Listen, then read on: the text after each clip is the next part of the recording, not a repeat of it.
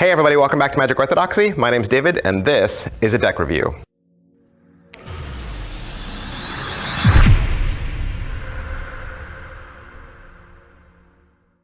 Hey, today we're gonna look at the Burrata playing cards from Suneesh Chhabra and Guru Playing Cards. All right, so what is the Burrata deck? This was a Kickstarter, okay?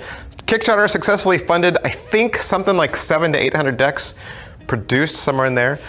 It was made in collaboration with illustrator Ishan Trivedi, and Burrata takes inspiration from traditional Indian folk art forms. You're also going to see some inspiration from Kishangar paintings and miniature paintings, all as the central theme of the deck. And then the characters are all kinds of different Indian royalty.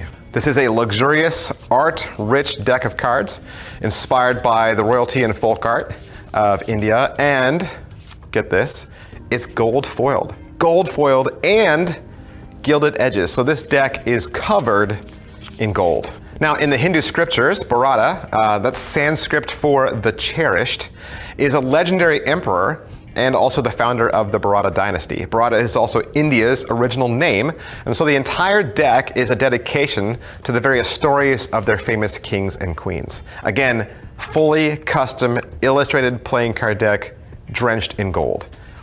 The front of the tuck case says Burrata up there at the top, and it is gold foil. You have a pink elephant on the left, green elephant on the right, all over a temple with a beautiful ace pip there. At the bottom, kind of made out of these different leaves, and then you have a three-headed lion or tiger there underneath that. You have flower ornamentation on the left and the right.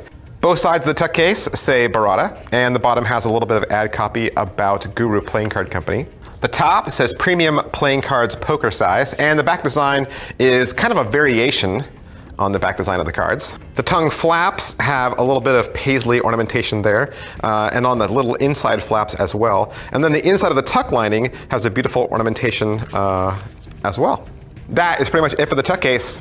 Let's take a look at these cards. All right, so like I said before, this deck is gold foiled and gilded, and showing you nice and close just what that gold looks like, how it gleams.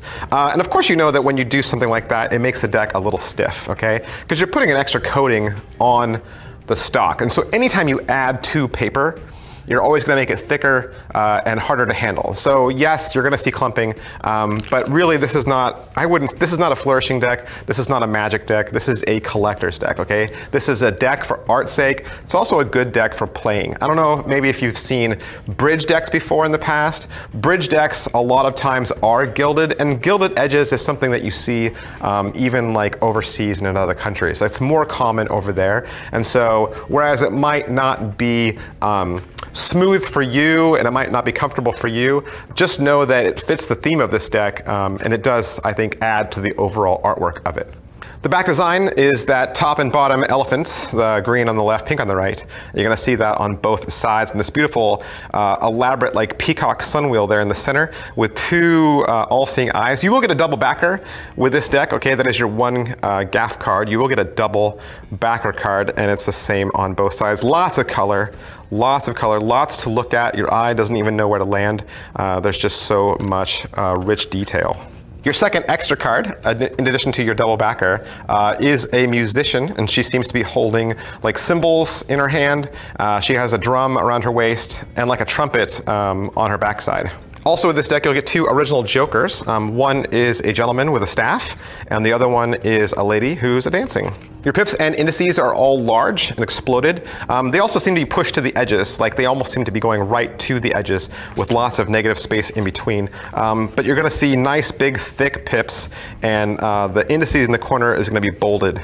And so just to reiterate and go through your court cards, again, these are all kings and queens who have famous like legend and story about them in India, a lot of them perhaps surrounding the Burrata Empire. I'm sure each one of these has a tale or some sort of legend or folk story surrounded by each one, but they're just beautiful. Again, just like the back design, tons of color, tons of rich imagery. There's almost kind of like a cute cartoon look to them, but just a wonderful homage to India and to this style of artwork.